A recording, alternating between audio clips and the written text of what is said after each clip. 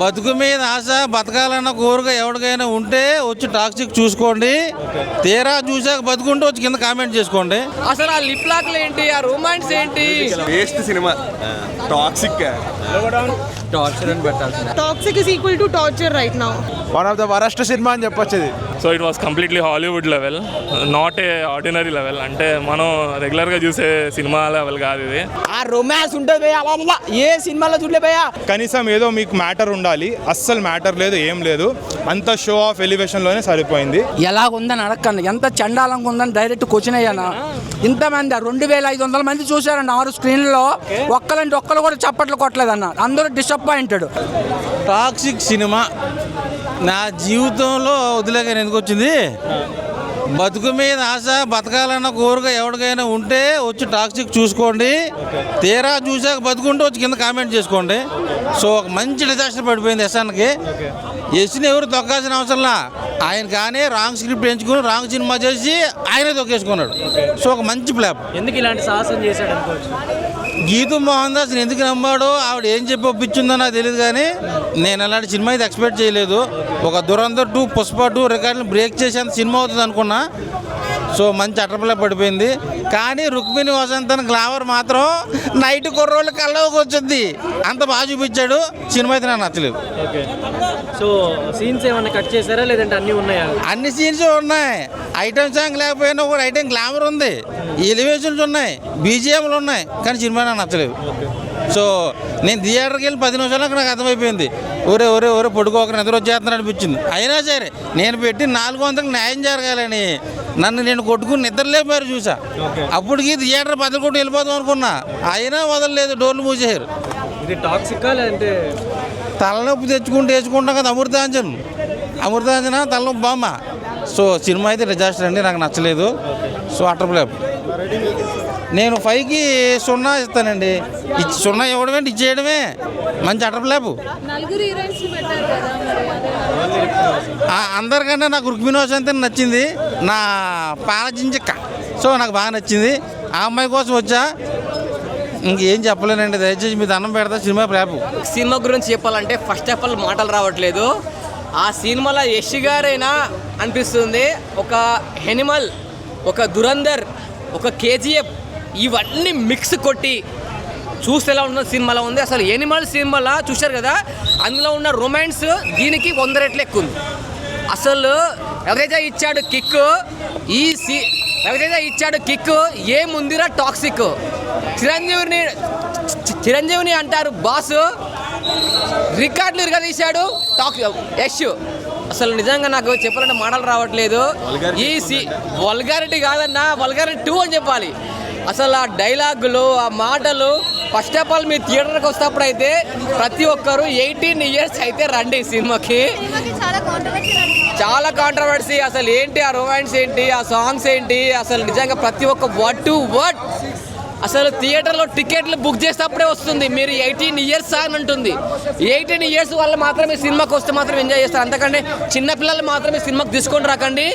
అసలు ఏంటి ఆ బూతులు ఏంటి, ఆ ఫైట్స్ ఏంటి, ఆ వైల్డ్ ఫైర్ ఏంటి, ఆ కేజీఎఫ్ కాదండి. అసలు యష్ గారు గన్లో ఎన్ని బుల్లెట్లున్నాయో తెలియదు, కానీ సినిమా స్టార్ట్ అయినప్పటి నుంచి ఎన్ని వరకు కాల్స్తూనే ఉన్నాడు. ఈ సినిమాలో ఒక కట్టప్ప లేడు, ఒక బల్లాడ దేవుడు లేడు. అసలు నిజంగా వాళ్ళు ఉంటే మాత్రం అయితే ఇంకా వేరే రేంజ్లో ఉండు. 4 హీరోయిన్లు. అసలు నయనతార గారు హీరోయిన్ కాదు, వాళ్ళ బ్రదర్, అది వాళ్ళ సిస్టర్ కాన్సెప్ట్ చేస్తుంది. అసలు వాళ్ళిద్దరు కాంబినేషన్ చాలా బాగుంది. అసలు నిజంగా అసలు ఇంటర్వెల్లోనే క్లైమాక్స్ ఉంది. క్లైమాక్స్ మాత్రం క్లైమాక్స్ వైల్డ్ ఫైర్. ఈ సినిమా మీరు చూస్తే మాత్రం అయితే ఖచ్చితంగా యూత్ చెప్తున్నాను, యూత్ ఎంత ఎంజాయ్ చేస్తారు. అసలు ఆ లిప్ లాక్లు ఏంటి, ఆ రొమాన్స్ ఏంటి, మ్యూజిక్, ఆ సాంగ్స్, ఫైట్స్, కేజీఎఫ్ దానికి మించి ఉంది. ఒక ఎనిమల్ సినిమా చూశారు కదా, ఎనిమల్ సినిమాకి 100 రెట్లు ఎక్కువ ఉంది రొమాన్స్. స్టోరీ లేదు, అసలు వేస్ట్ సినిమా. టాక్సిక్ టార్చర్ అని పెట్టాల్సింది. టార్చర్ అని పెట్టి నిజంగా ఎక్సలెంట్ గా ఉంది. అసలు ఏం బాగా ఏమీ లేదండి సినిమాలో, స్టోరీయే లేదు అసలు. ఏం లేదు అక్కడ. టార్చర్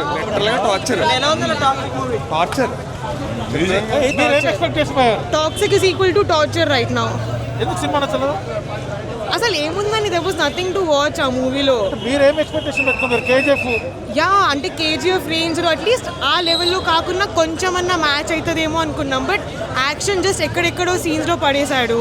తర్వాత every heroine was just there for అంతే ఉంది, అంతే తనదేం రోల్ లేదు మూవీలో. Violence romance only. That's it. There was no violence also, అసలు లేదు. జనాలు చెప్పే అంత రాడ్ రంబోల్ అయితే కానీ ఒకసారి వెళ్ళి మీకు ఎలా అనిపించింది చూడొచ్చు. కేజీఎఫ్ 1 250 కోట్లు, కేజీఎఫ్ 2 1200 కోట్లు, కానీ ఈ సినిమాకి 500 కోట్లు వస్తే రావాలి అసలు గ్యారంటీ లేదు. అసలు ఏందో అసలు సినిమా అసలు అంటే అసలు ఎందుకు తీసిందో అర్థమే కాలేదు. అసలు స్టోరీ లేదు, అసలు ఏం లేదు డమ్మీ సినిమా. అర్థమైందా మీకు? ఎందుకు పర్పస్ ఎందుకో కొడుకు వస్తాడు సెకండ్ హాఫ్లో, వాడెందుకు కంపెనీకి వస్తాడు అసలు ఏం అర్థం కాదు. ఏం లేదు, స్టోరీయే లేదు బ్రో అసలు సినిమాలో. One of the worst cinema అని చెప్పొచ్చు. ఇది వేస్ట్ సినిమా అసలు. ఏం లేదు సినిమా అసలు డొల్లా. సీన్లు ఏమైనా ఉన్నాయంటే యూత్ కావాల్సిన సీన్లు ఏమైనా ఉన్నాయా? అవన్నీ పనికిరాని సీన్లు ఎందుకు అసలు చెడిపోయే సినిమాలు అన్నీ. ఏం లేదు డొల్లా. 2 గంటలు కలిపితే ఎలాగ ఉండదు అట్లా ఉందన్న సినిమా మాత్రం. బాబో నవంబర్లో రావాల్సిన దీపావళి మన థియేటర్లు ఈ రోజే వచ్చింది భయ్య. నిజంగా ఏముంది భయ్య సినిమా మాత్రం. యాక్టింగ్ పరంగా పిచ్చెక్కించాడు భయ్య, నిజంగా చెప్తున్నాను. ఈ సినిమాలో 5 మంది హీరోలు ఉంటారు భయ్య. నిజంగా నయనతార మాత్రం ఎస్కి అక్క కింద పర్ఫెక్ట్గా జోడి కట్టింది నయనతార. సూపర్ ఉంది భయ్య సినిమా మాత్రం. నాకు మాత్రం ఎక్కడో లాంగ్ అనిపించింది. సెకండ్ హాఫ్ పెద్దగా నచ్చలేదు సినిమా. ఈ సినిమా మాత్రం యావరేజ్. యష్ గారు యాక్టింగ్ నచ్చింది, చాలా బాగా యాక్ట్ చేశారు, చాలా మెచ్యూర్డ్గా యాక్ట్ చేశారు, చాలా బాగా అనిపించింది మూవీ. బీజిఎం చాలా బాగుంది అండ్ నయనతార గారు యాక్టింగ్ బాగుంది. Is it any purpose of the story or any message? అంటే మెసేజ్ అంటే ఇప్పుడు ఒక మనిషి తన లైఫ్లో తీసుకున్న డెసిషన్స్, ఒకవేళ ఏదైనా రాంగ్ డెసిషన్ తీసుకుంటే తన తీసుకున్న డెసిషనే తనకి ఎలా రివర్స్ అవుతుంది అనేది చూపించారు. బాగున్నాయండి బీజిఎం కానీ ఫైట్స్ కానీ, స్నోలో జరిగిన ఫైట్స్ అవి చాలా బాగున్నాయి అండ్ యష్ గారి డబల్ యాక్షన్ చాలా బాగుంది. ఎక్స్టెండెడ్ వర్షన్ ఆఫ్ కేజీఎఫ్ అనుకోవచ్చు. అంటే యష్ గారు సెపరేట్ క్యారెక్టరైజేషన్ చేసుకున్నారు. అంటే ఒక పాయింట్లో అనిపించింది అంటే కేజీఎఫ్ 3 ఉంటుంది, దాంట్లో ఎట్లా తను బిజినెసెస్ ఎక్స్టెండ్ చేసుకుంటాడు ఎలా అని ఒక పాయింట్ అయితే ఒకటి అనిపించింది. అవునా?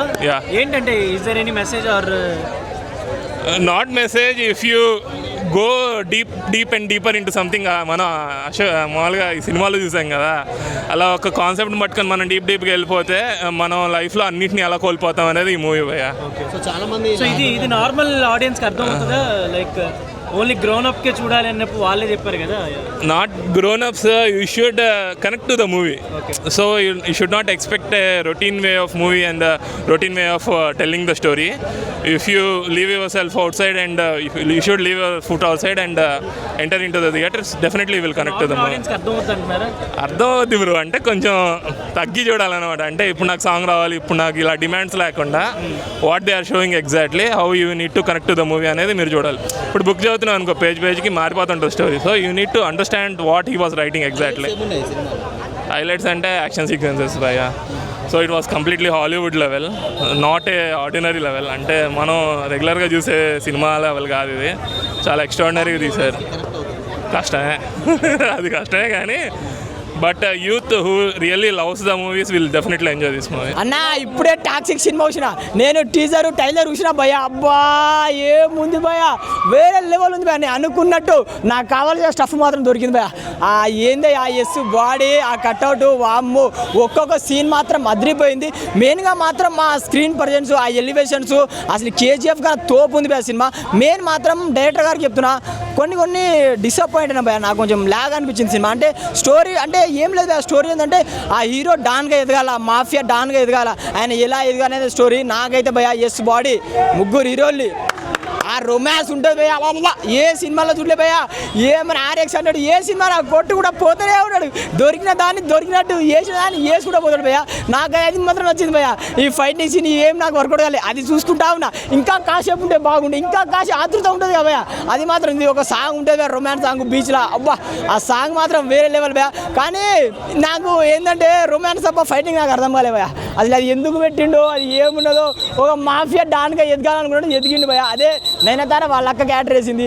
ఆ స్టోరీ అంతా భయ, చంపుకుంటా నరుక్కుంటా పోతాడు, అప్పుడప్పుడు రొమాన్స్ చేస్తాడు, ఇదే భయ స్టోరీ నాకు నచ్చలే భయ. మెయిన్ ఇంకోటి చెప్తా భయ, కర్ణాటక సినిమాని ఇంత హైప్ చేస్తాను కాబోయా మన తెలుగు సినిమాని తొక్కేసింది భయ ఇడుముడి సినిమాని ఎంత మంచి సినిమా భయ ఈ సినిమా తెచ్చిపెట్టి ఆ సినిమాని తొక్కేసింది భయ పాపం తెలుగు సినిమాని కాపాడండి భయ అసలు కూతురు అండ్ తండ్రి ఎమోషనల్ సినిమా అంత మంచి సినిమా ఈ సినిమా ఇలాంటి సినిమా తెచ్చి రోత సినిమాని పెట్టిళ్ళు అరే అలాంటి మంచి సినిమాకి సపోర్ట్ చేయండి భయ రవితేజ నీళ్ళు 4 రోజులు 100 కోట్లు కొట్టింది ఇంకా నడిచి ఇంకా కొట్టేది భయ ఈ టాక్సీ సినిమా అని తొక్కేసి అదొకటే బాధ అనిపించింది కానీ రొమాన్స్ బాగుంది భయ సినిమాలో బాగుంటాయి కదా దీని గురించి ఈ సినిమా కంటే ఈ సినిమాకైతే పక్కా బెటర్ ఆడు మళ్ళీ ఎలా అనిపించింది టాక్సిక్ చెప్పండి బాగాలేదండి అస్సలు సీరియస్గా బాగాలేదండి ఆ సీరియస్ నోట్ ఇప్పటిదాకా టైం పాస్ చేసినాం కానీ జెన్యున్లీ బాగాలేదండి అంటే ఇంత మీరు డబ్బులు జనాల నుంచి తీసుకొని 3 hours 14 minutes సినిమా తీస్తే కనీసం ఏదో మీకు మ్యాటర్ ఉండాలి అస్సలు మ్యాటర్ లేదు ఏం లేదు అంత షో ఆఫ్ ఎలివేషన్లోనే సరిపోయింది 100% ఇది ఇక్కడికి వచ్చి చూసే సినిమా కాదు అసలు ఇది చూసే సినిమానే కాదు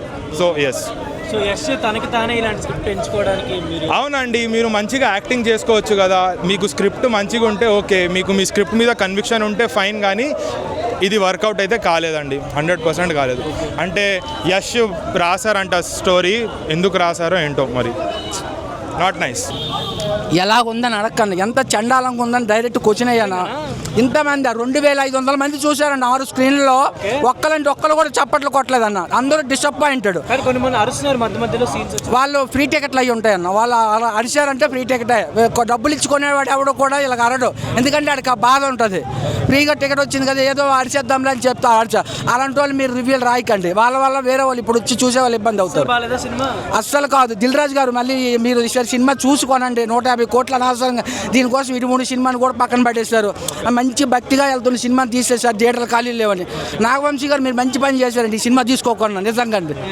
అంటే ఇప్పుడు ఎవరికి కనెక్ట్ అవుతాయి సినిమా అంటే అడల్ట్ అసలు అర్థం అవ్వట్లేదు అన్న సినిమా ఇప్పుడు అక్కడ తాగుబోతాడు ఉంటాడు ఆడికి రొమాన్సే కావాలి ఆడొచ్చి చూసినా కూడా ఈ రొమాన్స్ సీన్ ఎందుకు పెట్టారా అని అడుగుతాడు అనమాట ఆడికి కూడా అర్థం అవ్వదు సినిమా అర్థం అవ్వాలంటే మినిమం 1/4 శాంపుల్ వేయాలి మినిమం డిగ్రీ కాదు మినిమం PhD కంప్లీట్ చేసి వచ్చినా కూడా సినిమా అర్థం అవ్వదు దాటిపోతుంది అన్నారు ఫస్ట్ లో అంటే ట్రైలర్ చూసి నాకు అలా కనిపించింది 5 నిమిషాలు ట్రైలర్ చూపించారు కదా అందంగా ఉంటుందేమో అనుకున్నాం కానీ అంత చండాలంగా ఉంటుందని సినిమా చూసిన తర్వాత అనిపించింది అన్న సో ఫైనల్లీ ఇది ఒక డిజాస్టర్ కాదన్న ఆడి కారు జీరోస్ ఉంటాయి కదా దానికన్నా ఎక్కువ జీరోస్ ఇస్తాయి సినిమాకి నేను స్టాంప్ వేసి వైట్ పేపర్ మీద సైన్ చేస్తాయి ఇంత చండాలమైన సినిమా ఇంకా సినిమా ఇండస్ట్రీలో ఎవరు తీరు